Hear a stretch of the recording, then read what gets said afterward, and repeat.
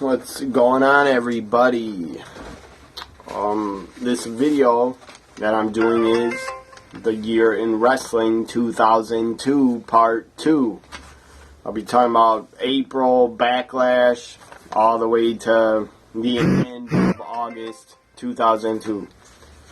So that's what I'll be talking about. And so I'm going to start off with talking about Backlash 2002, where you had Stone Cold take on The Undertaker in a #1 contenders match. Stone Cold got not screwed, but Ric Flair kind of messed up. He was a special guest referee. He kind of screwed up, and Undertaker defeats Stone Cold, and Undertaker becomes a new #1 contender. At the next pay-per-view at Judgment Day, he would get a title shot, undisputed world title shot. Other good things that happened at Backlash, you had Brock Lesnar make his debut, his wrestling pay-per-view wrestling debut, and he defeated Jeff Hardy after the referee said Jeff Hardy was unable to compete because he basically got his ass kicked by Brock. So Brock beat him up so bad, Jeff Hardy could not continue. So the ref stopped the match. Brock wins in his pay-per-view debut. Eddie Guerrero defeated Intercontinental Champion Rob Van Dam to win the Intercontinental title. That was a good match. Kurt Angle defeated Edge. That was a good match. Tajiri defeated Billy Kidman to win the Cruiserweight title. That was also good. Scott Hall defeated Bradshaw. That was not very good. At this time, Scott Hall was pretty messed up. He was having alcohol issues and addiction problems, so this was his last WWF pay-per-view he would ever work, was Backlash 2002, until he showed up at WrestleMania 31. Other matches, you had Jazz, women's champion Jazz, defeat Trish Stratus by submission. And the main event was Hulk Hogan is a babyface back in the red and yellow colors of Hulkamania. So Hulkamania was back in full force. Hulk Hogan defeats the WWF Undisputed Champion Triple H to win the championship. It was a great moment for all Hulk Hogan fans and all Hulkamaniacs. I was one of them. I was very happy Hulk Hogan became the new champion. And him and Triple H put on a pretty good match. So that was Backlash. That happened on April 21st, 2002. In May, on May 4th, before Judgment Day, you had a London, England pay-per-view event from the WWF. It was called Insurrection. Took place on May 4th, 2002 from London, England. Matches on here, basically all these matches on Insurrection 2002, you can watch it on the network. They're basically a repeat and rematches from Backlash, except Hulk Hogan is not at Insurrection. And Hulk Hogan did not make the trip to London, England. You had RVD defeat Eddie Guerrero by disqualification, so Eddie keeps the title. Trish Stratus and Jacqueline defeated Molly Holly and Jazz. X-Pac defeated Bradshaw. Booker T defeated Hardcore Champion Stevie Richards to win the Hardcore title, and then Booker T lost the Hardcore title to Crash Holly, who then lost it back to Booker T, Booker T then lost it back to Stevie Richards. So that's like 3 or 4 title changes right there. Crazy. The Hardy Boys defeated Brock Lesnar and Shawn Stasiak. European champion Spike Dudley, I never knew he held the European title, but I guess he did. He defeated William Regal. Steve Austin defeated The Big Show. And in the main event, Triple H defeated The Undertaker. So now I'm going to talk about this was before Judgment Day. This was in March, I believe. This was after WrestleMania, I'm pretty damn sure. I just watched some of this Raw this morning. It was a draft, the first ever WWF draft to ever take place. It happened on Raw, I think right after WrestleMania. It was in March. Anyways, the draft, it was a great idea, and it worked. To make SmackDown a separate brand with their own roster, their own storylines, to compete with Raw, because basically Vince killed his competition and put them out of business. So, basically Vince started the draft because he was creating competition in his own company, and it was a damn good idea. So SmackDown would get their own roster, and Vince was representing SmackDown. He was drafting for SmackDown. Vince's number one pick for SmackDown was The Rock. Then Ric Flair came out. Ric Flair was representing Raw. Ric Flair picks The Undertaker. And The Undertaker is pretty pissed about it. He's pretty angry because he was in a feud with Ric Flair. So Ric Flair picks Taker number one. Number two picks were, for SmackDown, the number two pick was Kurt Angle. Great pick. Number two pick for Raw was the NWO. Ric Flair picks the NWO. They weren't too happy about that. Scott Hall, Kevin Nash, X-Pac went in Ric Flair's office, and they were pretty pissed, and they said, "You don't run us. We do what we want when we want." So NWO, Taker were on Raw, and then they would draft more and more names. More guys would get drafted. Stone Cold Steve Austin was declared a free agent, so he didn't get picked, but he eventually ended up on Raw before he walked out on the company. So that's all I got to say about the draft. It was a great episode of Raw.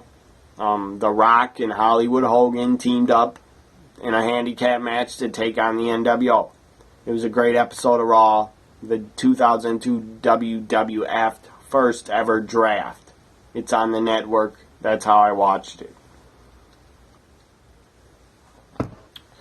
So the draft happened. Raw and SmackDown were separate, and they would get their own pay-per-views, I believe, by, I think, SmackDown had their first pay-per-view after, I don't remember.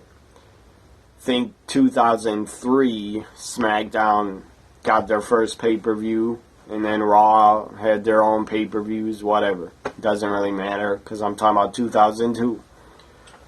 So now, Judgment Day. I'm going to talk about Judgment Day 2002, where you had Big Show and Ric Flair in a handicap match take on Stone Cold Steve Austin. Stone Cold wins in the handicap match, I believe. Yeah, Stone Cold wins after he defeats and pins Ric Flair. Other good matches at Judgment Day was, again, Eddie Guerrero defending the Intercontinental title against RVD. That was a good match. Women's champion Trish Stratus defeated Stacy Keibler. That was decent. The match wasn't very good because Stacy was not a wrestler. She was not a good wrestler at all. She was just eye candy. But Trish actually carried Stacy, and they put on a decent, okay match. Hardy Boys took on Paul Heyman and Brock Lesnar. That was entertaining. Brock and Paul Heyman won after Heyman pinned Jeff Hardy. I'm sure after Brock took out Hardy, then Paul Heyman pinned him. Edge again took on Kurt Angle, but this time it was in a hair versus hair match. Kurt Angle loses, gets his head shaved, bald, and it was pretty damn funny to see Kurt Angle bald. Triple H took on Chris Jericho in a Hell in a Cell match.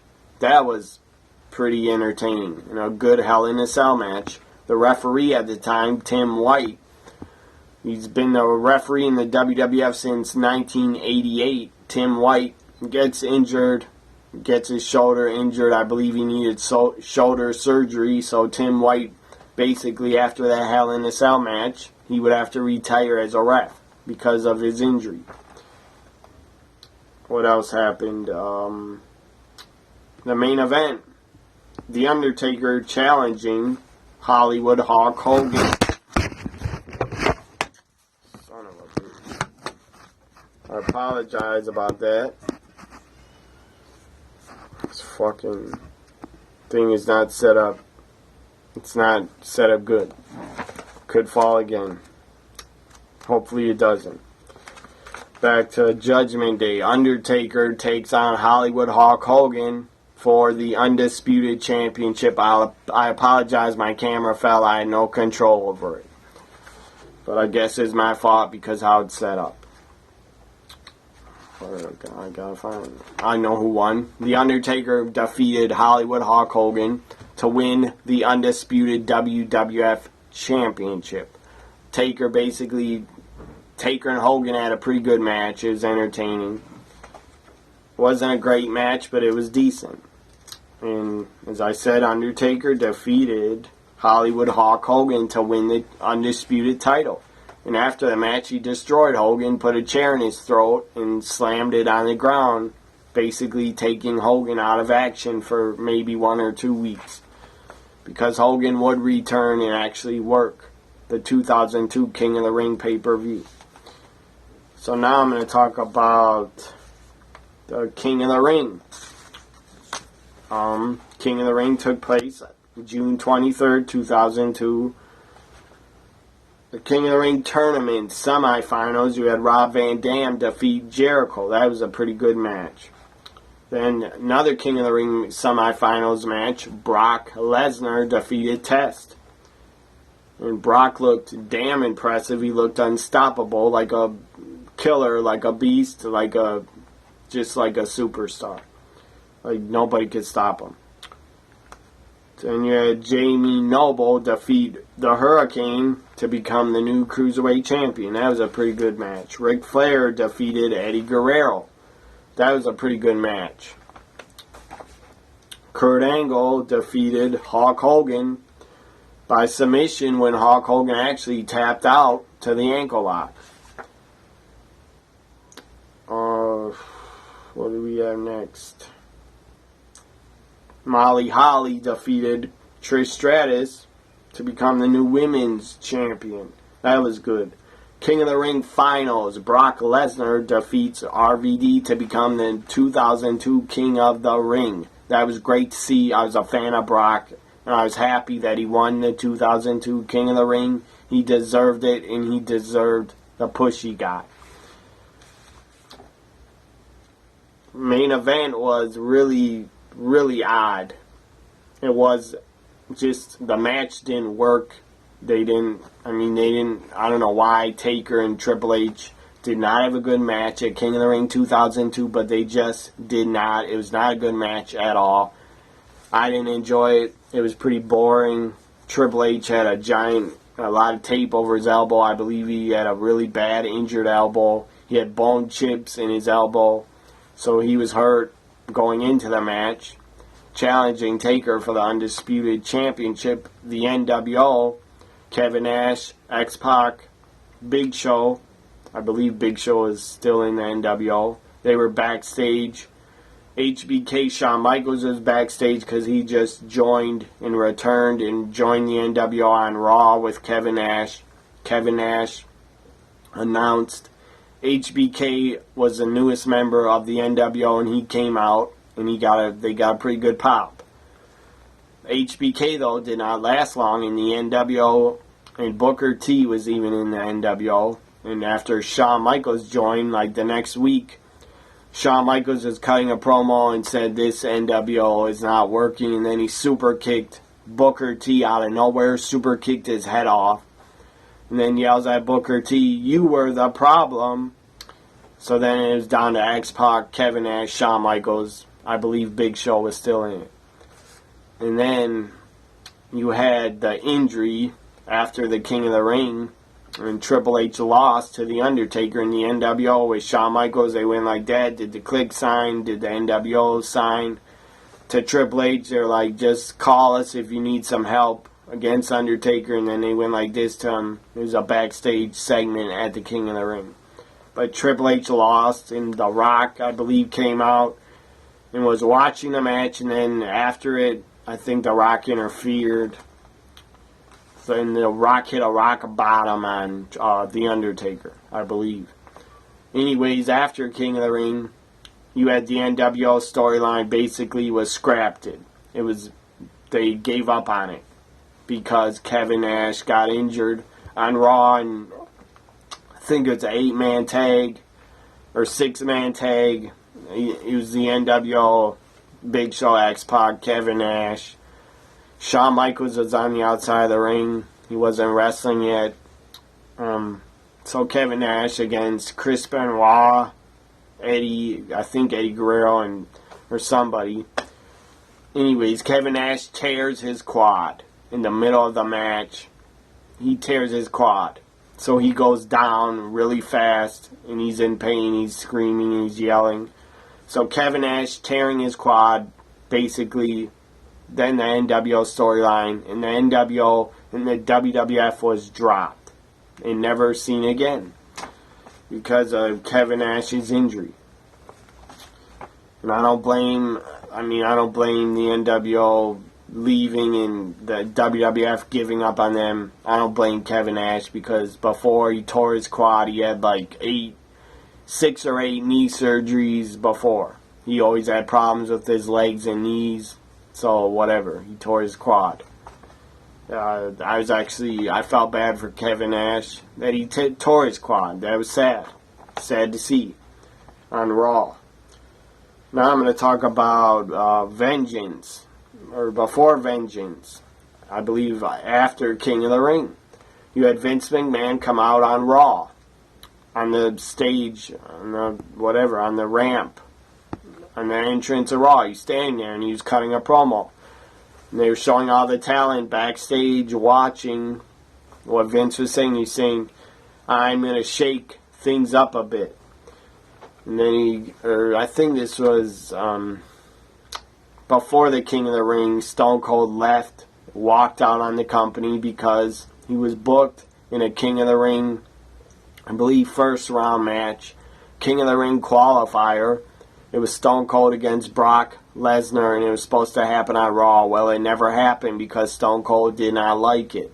He didn't like the creative. He was upset with the creative team that they were booking him in a match with Brock with basically no build-up and no storyline. They were going to just throw Brock against Stone Cold on Raw in a King of the Ring match. That's pretty lame. I agree with Stone Cold. He had a right to be angry. But Stone Cold should have never walked out on the company. That was the wrong thing to do. That was not best for business. That was bad for business.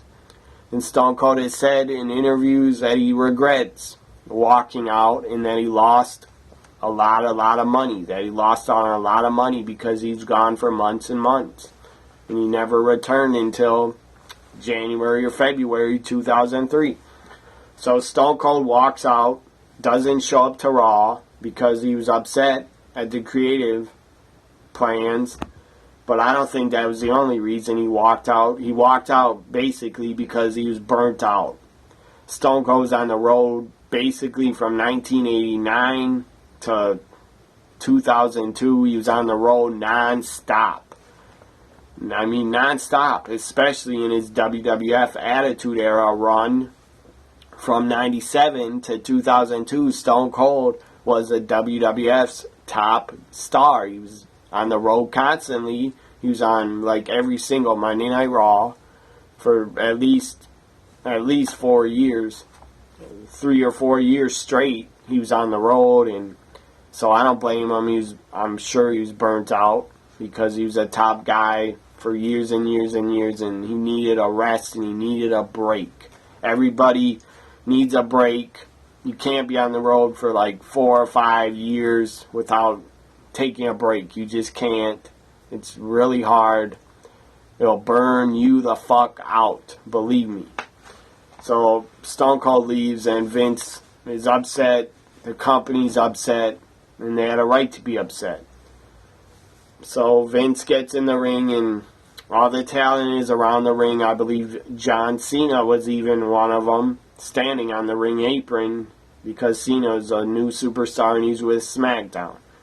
So Vince cuts a promo and says, who is going to give me some ruthless aggression, whatever he said, a ruthless aggression type promo, or who's going to take the ball and run with it, to motivate his entire roster, because he needed them because Stone Cold was gone. And then The Rock, I believe, came out a week or 2 weeks after Stone Cold left. The Rock came out, cut a promo about it, and then he says, Rock was doing movies already at this time. He was gone most of the spring doing a movie and part of the summer. So The Rock gets on the mic and says something really stupid that I'm sure he regrets. He goes, I'll never leave the WWE. Or he said something like that he'll never leave the WWE, that they're his home. Well, he did leave. Basically, after SummerSlam 2002, The Rock left and was only part-time. He didn't return to do much of anything. He returned to work February 2003, No Way Out, against Hogan. He returned at WrestleMania 19, then The Rock disappeared, left WWE, returned for one match at WrestleMania 20 to team with Mick Foley. So The Rock left the company, and you could say The Rock walked out on Vince and the WWE, because he did. But I'm not mad about it. I don't care. He had a right to leave and do movies and do whatever he wants. I don't care. I'm just saying The Rock also left the WWE like Stone Cold did. He didn't leave with bad feelings. Him and Vince didn't have bad feelings towards each other, and I'm sure Rock left on great terms.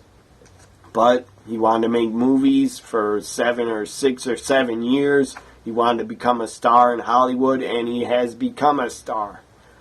A huge star, The Rock has become. And then he missed the business. I'm sure he missed it. He missed the live crowd, hearing that live audience. He missed that. And he eventually returned in 2000, WrestleMania 27. He returned as a host, and then he returned in 28 and 29 against Cena. And then he had returned at Survivor Series to team with Cena. And he returned at Royal Rumble, and he defeated CM Punk for the championship. So The Rock was gone for 6 or 7 years, but then he finally returned because obviously he loves the business. So I just said a lot of stuff right there. You had summer of 2002, you had Stone Cold walk out on the WWF. You had The Rock was gone, basically doing a movie. He would come in every once in a while. He came in for King of the Ring, came in for Raw, cut the promo, said Stone Cold, or he said some dumb crap, like, I don't know, Stone Cold shouldn't have left or something, and he'll never leave. Whatever. And then Rock would return at Vengeance 2002, win the championship, and then wrestle at SummerSlam and put over Brock. And after Stone Cold walked out on the company, as I said, Vince was on the stage addressing all the talent backstage and said, Raw needs a general manager, and I need to shake things up a bit, or I'm going to shake things up. The new Raw general manager of Raw is Eric Bischoff, or in my Vince voice, he says, the new Raw general manager is Eric Bischoff. And then Eric Bischoff comes out, and they hug. Bischoff and Vince actually hug each other on stage. That was surreal to see that, and that was damn shocking, and I was surprised as hell to see Bischoff show up on Raw and actually work for the WWE. That was great. Bischoff was a great surprise. He was a great general manager, and I can't believe Vince put everything aside that Bischoff did to him, almost put him out of business, but Vince put everything aside and brought Bischoff in and actually paid him to work for his company. So you could say a lot of things about Vince, that he's an old bastard, that he's senile, that he lost it, that he doesn't know what the hell's going on, or that he's lost touch, whatever. But maybe that's all true. I don't know. I don't really care. Well, I do care, but this isn't the time to talk about what my feelings on Vince.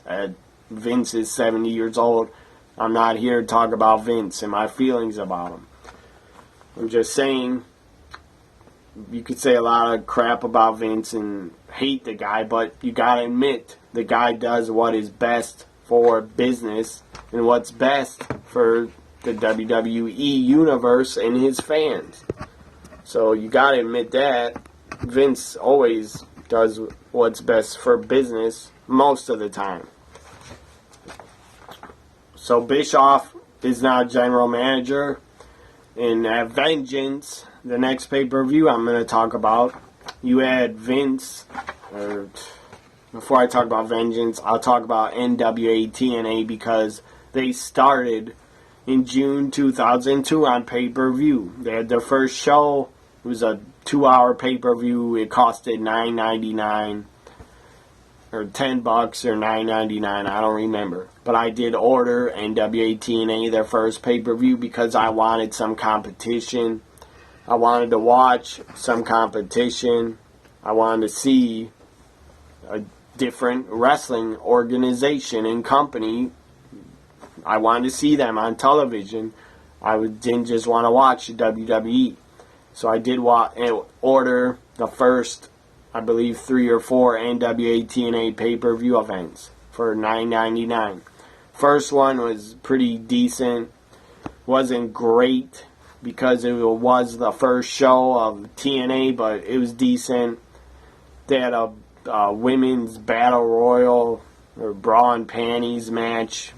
They basically had like pajamas on, and all the women were ripping the pajamas off each other, and the loser, if you get stripped out of your pajamas and your bra and panties, you were eliminated from the battle royal. Francine was in it from ECW. I believe the BB that was a WWE diva in 99 and 2000, her name was Barbara Bush. She was in it. I can't even remember who else was in it. I think Elektra from ECW, she was in it. I don't remember much on what women were in it. But at the end, you had Francine was stripped, and she's wearing a really tiny bra, and she had massive, giant breasts. So, whatever. Her bra didn't cover much. It just basically covered her nipples. Anyways, you had that dumbass Ed Ferrara. TNA hired him to be on commentary. I don't know if he's part of the creative team, whatever. I don't really care if he was, because the guy's an idiot. Ed Ferrara was hired as a commentator. He went over to help Francine, and he picks her up from behind and has his hand on her breast, and then he's holding her breast like this, and then he just keeps his hand on her breast. And I don't know why Francine would agree to this. If I was her, I would have slapped him right in the fucking face and said, I'm not letting you grab my breasts. Anyways, Francine turns around, and then she has a belt, a leather belt, and she starts whipping Ed Ferrara. Or first, Francine gets down on her knees and takes off Ed Ferrara's belt around his pants. And then he's standing there, he puts his arms out like he's going to get blown. That was just stupid and stupidity, because I'm sure nobody, no hot woman would ever blow Ed Ferrara, and probably never has gotten a blowjob from a hot chick. Anyways, Francine takes his belt off, acts like she's going to blow him, and then hits him with a low blow and starts whipping him with his own belt. That was funny. I actually enjoyed that. And then you had some fat, really obese black wrestler. I believe his name was Cheeks. I'm not joking. You can look it up. TNA's first pay-per-view results. You can look it up online. The guy's name was Cheeks. Cheeks. Like butt cheeks. awful name, awful, and he was an awful wrestler. The guy was super obese. He looked 500 to 600 pounds. He was wearing wrestling tights, not pants. The guy was wearing tights, and it was grotesque. It was vile looking. It was just nasty as hell. Anyways, Cheeks was on the show. He had some black chick with him. That was his manager. I don't remember her name. He took on some jobber and defeated him by sitting on him. So Cheeks wins. Other talent you had on the show, I believe Joe Gertner was a manager to the new tag team, the Rainbow Express. The Rainbow Express was a team of Lenny Lane from WCW, the guy that looked like Jericho in WCW. He was like a mid-carder jobber. Lenny Lane and the other guy that's in WCW who was known as Kiwi. So it was Kiwi and Lenny Lane. They were the Rainbow Express. Other people on the show in the main event, 20-man gauntlet for the gold for the NWA title. You had Ken Shamrock in there, Scott Hall, Jeff Jarrett, R-Truth, but he was known as Ron Killings, K Crush. He was known as K Crush at the time. R Killings, because they couldn't call him K Quick, because he was K Quick in the WWF in 2001. Anyways, in the NWA, he became Ron the Truth Killings, and in his early days on the first TNA show, he's known as K Crush and Ron Killings. Who else? So Ron Killings was in there. Apollo was in there, a star from Puerto Rico, from the IWA in Puerto Rico. Apollo, pretty impressive looking guy. I believe The Wall was in there, and actually lasted. It was The Wall and Ken Shamrock for the NWA title, and it became a singles match. The winner by pinfall or submission would win the NWA title, and Ricky the Dragon Steamboat was the referee for the NWA title match at the very end of the pay-per-view. Steve Corino was in the gauntlet for the gold. I believe the Gangrel was even in the gauntlet for the gold from the WWF, from the Brood. Crowbar, I believe, was in it also. Basically, I named everybody just about.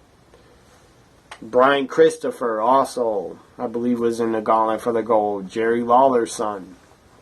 So it comes down to Ken Shamrock. Everybody gets eliminated but Ken Shamrock and The Wall. They have a singles match. Ken Shamrock wins the NWA World title. Congratulations to him. I was always a fan of Ken Shamrock in the WWF, but in TNA, he didn't really have good matches. They were just okay. As when he was NWA World Champion, Ken Shamrock had okay matches, but they weren't very good. So that is my thoughts on the first TNA show, and the first match ever, TNA history, was a Flying Elvis's, Jimmy Yang and Sonny Siaki, and I forget the other guy's name, against AJ Styles, Low Ki, and Jerry Lynn. That was the first ever match in TNA history. And then the next week, they would have I think it was a Four Corners match. Winner would get the X Division Championship. AJ Styles would win and become the first TNA X Division Champion. And then eventually they'd get a NWA Tag Team titles. And I think the first champions were America's Most Wanted, AMW. And during 2002 in TNA, for the rest of 2002, they brought in guys like Kurt Hennig to work one or two pay-per-views. Road Dogg Jesse James. And I think that's it. Raven showed up, I believe, in maybe January 2003. I think Raven debuted. And DDT Jeff Jarrett took the NWA title. Also, they had other guys in 2003 work for TNA, other legends, show up and work on their weekly pay-per-views.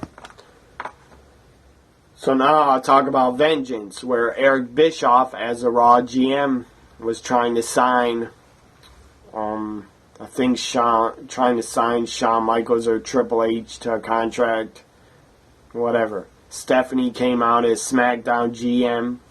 She tried to get Triple H, or I think Triple H, to sign with SmackDown. Triple H did not pick SmackDown. He picked Eric Bischoff and Raw.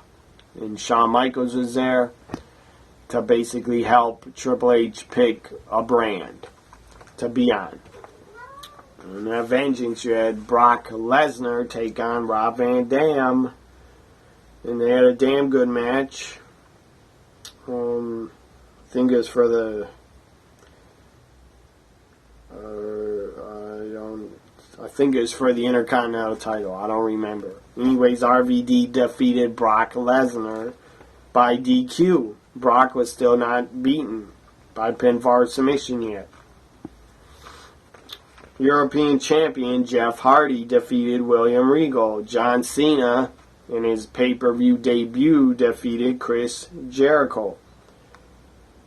Hollywood Hulk Hogan and Edge, the World Tag Team Champions, they won them on July 4th on 2002 SmackDown. Hulk Hogan and Edge defeated, or Lance Storm and Christian defeated the World Tag Team Champions, Hulk Hogan and Edge. So Christian and Lance Storm were the new tag champs. Other matches, you had The Rock. The main event, The Rock defeated Kurt, the world champion, undisputed champion, The Undertaker and Kurt Angle in a triple threat. It was a very good triple threat match. I recommend everybody watch it. It's from Vengeance 2002. It's the main event. It's a great three-way match. Hell of a match. So Rock becomes a new undisputed champion, and I believe at the time he was the first ever 7-time WWE champion. So he broke a record. Now I'm going to talk about SummerSlam, and the build-up to SummerSlam was pretty great between HBK, Shawn Michaels, and Triple H, one of his best friends. You had Shawn Michaels come out, DX reunited on Raw. Triple H talked Shawn Michaels into reuniting DX. Gave him a plastic bag, or somebody had a plastic bag, said, put this shirt on, and gave it to him, and they were D-Generation X shirts. So anyways, Triple H turns on Shawn Michaels on Raw, kicks him, pedigrees him on Raw. And then later on, before SummerSlam, Triple H brutally attacks, or Shawn Michaels got brutally attacked in a parking lot, got his head smashed through a windshield. He was bleeding, laying on the ground in the parking lot. And they did a big storyline where they had the ambulance come, take him away on a stretcher. He was basically unconscious. And a lot of fans probably thought we're never going to see Shawn Michaels again. Well, wrong, because he cut a promo on Raw and he still had cuts and bruises on his face. And he said, Triple H, I saw the parking lot video, and after the video distortion, the guy that attacked me was you. So Shawn Michaels finds out Triple H attacked him in the parking lot, took him out, probably out of jealousy.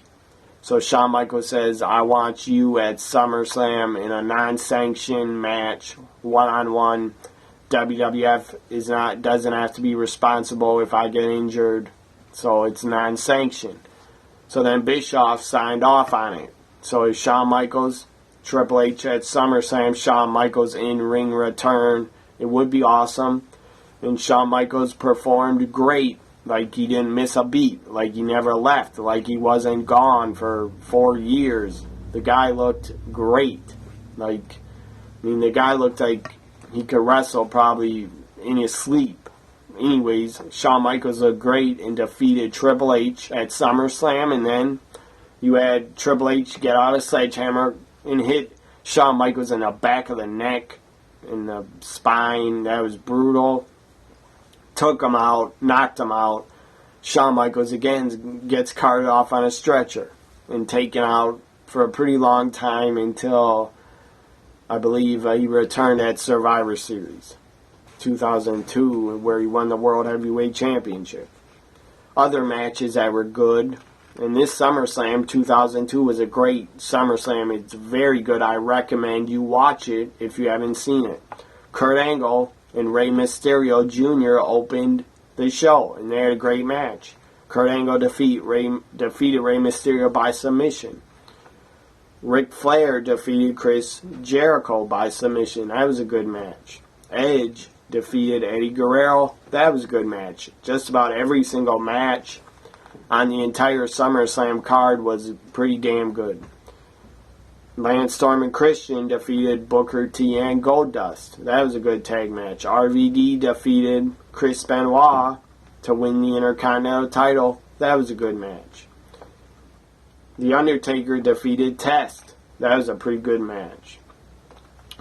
Shawn Michaels, as I said, defeated Triple H in the main event.